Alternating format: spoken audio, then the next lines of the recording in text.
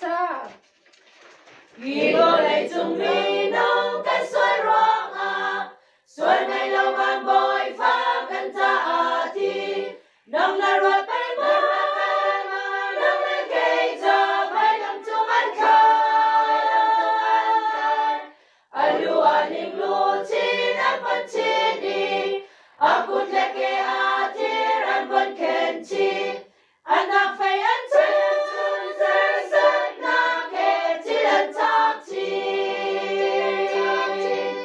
cần bồi ba chu tha ni na thâu trăng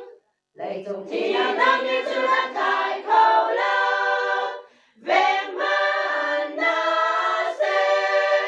cần bồi ba chu thâu trăng rồi sang ngày lâu mi na cha na ngam na pe tu bồi ba thâu hallelujah thì nam đi chu đã khai khâu la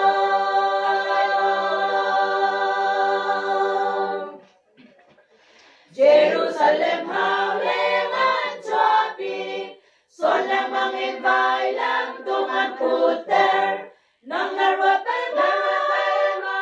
la kay cha vai lang tungan khai thao cha si se ti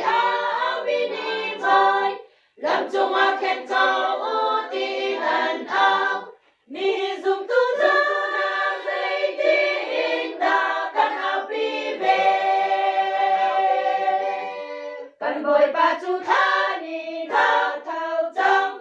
lấy chung thì nắng như chu đã khai khâu la về mà na se cần bồi ba chu thao trăng rồi sang ngày lâu mi na cha na ngam na pe tu bồi ba thao hallelujah thì nam đi chu đã khai khâu la